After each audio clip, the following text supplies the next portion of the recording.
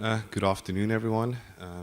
Really glad to be here at Fosdem. Thanks to the organizers, the staff, everyone, volunteers helping out here for a great conference so far.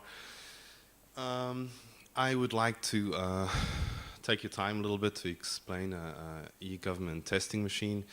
It's a project that we are working on.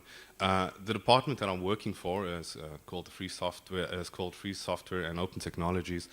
And basically, we're there to support companies and also local governments in the support of integrating free software in their systems and help spread free software. But let's first of all get to the problem. Now, the problem is, I'm sure here there are people from different European countries, and that we know. Where's my laser pointer? Okay, there we go. That everything has gone online. Our governments are really pushing to make all their services accessible online, which is a good thing. We just have to make sure that all these services can be accessed using GNU Linux OpenBSD systems. Now, our system, at least in Bolzano, is using a smart card to log in. I think that most of the European countries all pretty much have the same. Oh damn! I think my camera just crashed there. Oh dear. Okay. Well, at any rate, it looks like this. I hope you guys at the back can see. It's just got my name on it and a little chip there. So it's the typical health card that you have. Anyway, so what gets done here is that let me grab the microphone. Might be a little bit easier. Okay, there we go. Yes, so it uses a smart card reader to log in. We need to make sure that this works under GNU Linux OpenBSD, and most importantly as well, all of this testing that eventually has to be done, it needs to be automated. Now, I just want to take a bit of your time to explain what type of services we have. We basically have on our eGovernment website 3 types of access level. You got low, you got no login, so you can just get some basic forms for basic services.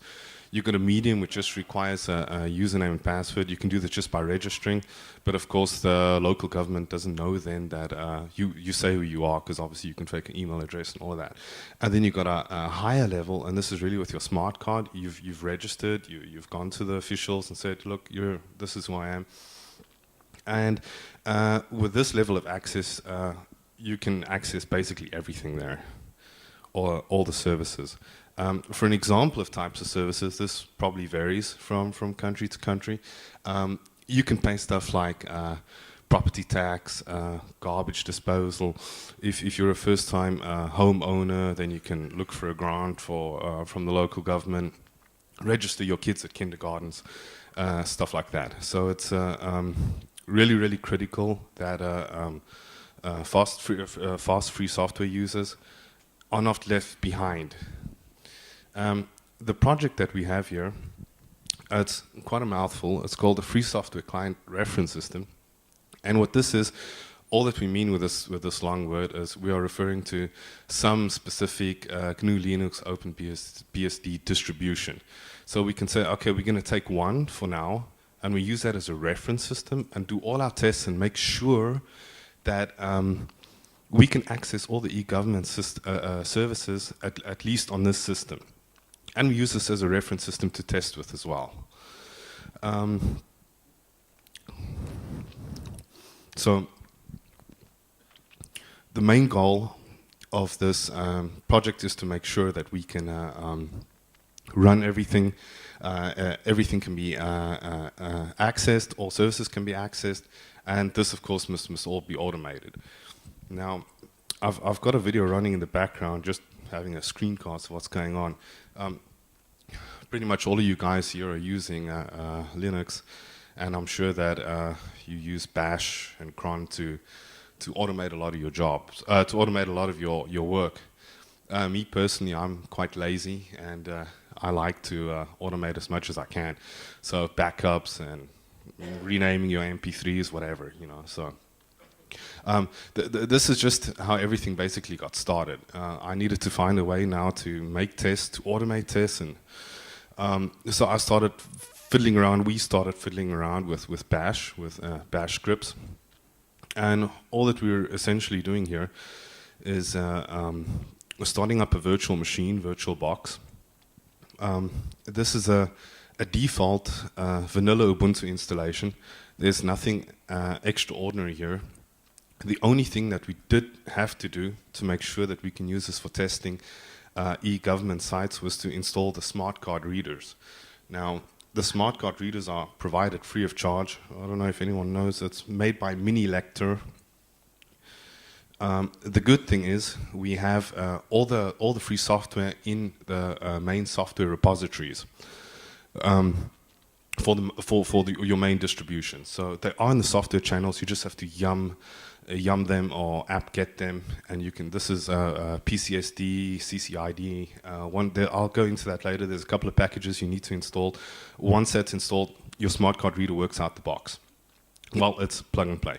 We are hoping that maybe eventually later some distributions could eventually already have these drivers pre-installed, so that when you plug in your smart card reader, or most smart card readers, that it would sort of just work out the box. That would be nice. What we're doing over here now, we've started up the virtual machine. We fired up the eGovernment website. This is where we experienced one problem, was now how to get past this login barrier. You won't be able to see it running over there, but if anyone's familiar with a tool called Sikuli, we're using Sikuli to get past this problem, and what it's doing is that it's emulating the user by clicking on the button and filling in the PIN code. Once you've got this, I just blurred out the information on there. Once you got this and you accept the certificate, you've authenticated with municipal services, and this is now my personal area. And over here, this is where I can do all my things like pay my property taxes and all of that. Now, from here on, this is where we could start using Selenium to do the tests. The bulk of the work is certainly done by Selenium. I'm no Selenium expert. I'm hoping that someone eventually could give pointers on how to do really good tests in Selenium. But essentially, everything starts running from here. We've got quite a lot of services that we need to test, so we need to go through them. Writing the test in Selenium does take time. It is a lot of work, but we feel, at least on our solution, that it's a good way to. It's worth the effort. It's worth the effort to write the test, because we can reuse them, and if something changes, then you don't have a lot of work to fix it up. Okay. Yeah, you can see Selenium's running now. It started up. We used Bash to copy over the Selenium jar file, test cases, test suites. All of it is pushed over to the guest operating system. It's running now. You can see the test being generated. So this is the part where you can then sit back and fold your thumbs. It looks like you're working really hard, but everything is all being done alone, which is pretty cool. Once all the tests are run, the reports are generated in a nice, easy-to-read HTML format. This is great then for seeing where errors are. We are hoping further on, as the project progresses, to automatically send this to a web server where you can view them in a sort of log and see, oh, okay, we did these and these tests on this distribution on this day. Where did something go wrong? What did go wrong? Let's try and fix the problem. Also, let's support the local government in helping them fix these problems. But yeah, there you see, for example, one failed, and so now the scripts are shutting everything down, saving everything, and the next machine will start up. And this could be then a 32-bit Ubuntu, a Fedora, OpenBSD, whatever. To explain a little bit what the scripts are doing, they're in the background. since there's a couple of scripts, we decided to call them a virtual machine manager. And essentially, the workflow, it's really basic. You know, we got some bash stuff that's starting up VirtualBox. Login can normally be configured by the operating system as well to automatically log in. We're starting Sikuli in this version, just get rid of the, to handle the login problem that we experience. Then get Selenium up and running, do the test for us, generate reports, send it back to us, shut everything down, rinse and repeat, and so forth. Code is also nothing extremely complicated. A couple of functions written in Bash just to see which clients are up and running, what are we listening for, etc., etc. So it's probably it might not be the best solution. Maybe someone else knows a better solution, but so far it seems to be working okay. So just to make a very, very quick summary of everything, the bulk of the work is done by Selenium. Sikuli is handling the smart card login issue. Maybe Selenium can do that. I don't know if anyone knows if Selenium can handle a login with a smart card. I'm not too sure. These are the libraries that I'm busy using now to handle the smart card reader, PCSD, libccid, OpenSC. All to be found, all free software. Many thanks to the guys who wrote them. They work really well.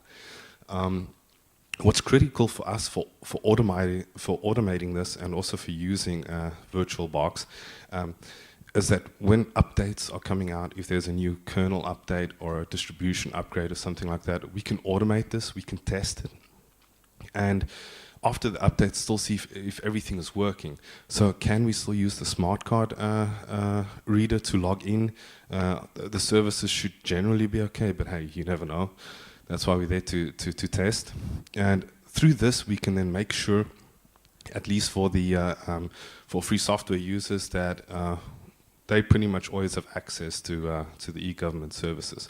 Critical about this is all needs to be automated because you can't have people really sitting there and doing this every day. It must all run alone, and it must all run alone in the background.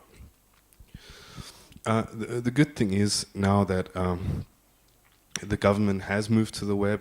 They have made the initiative as well to not leave out free software users. This is critical. We really hope that that it spreads on to different European regions and governments as well. The government has said, our government at least, and has said, well, we give the people a choice. They don't have to use proprietary systems. They can use free software systems as well.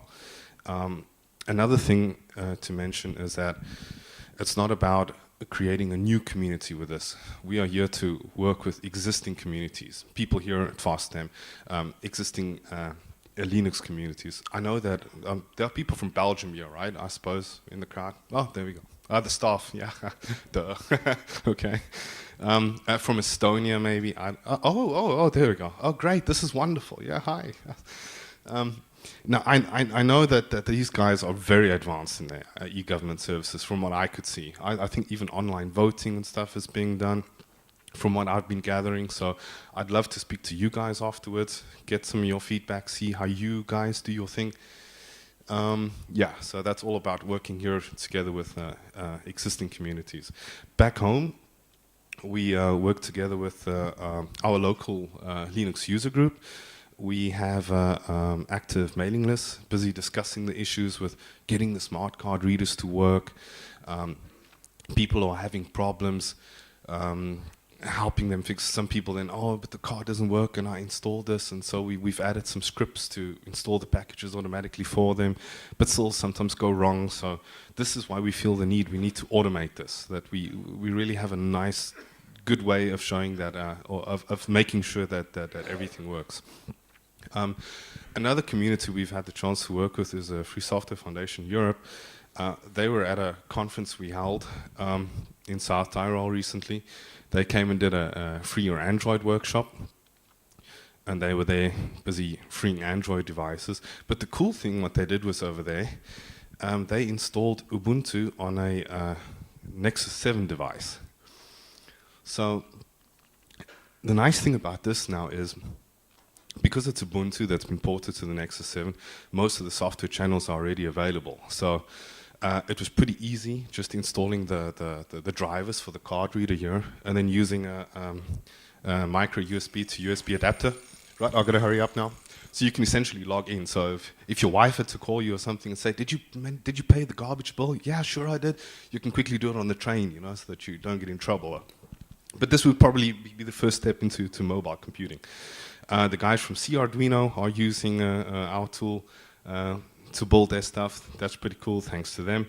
If you guys want to help out, everything is on GitHub. It's on our webpage. I'll be happy to speak to anyone afterwards.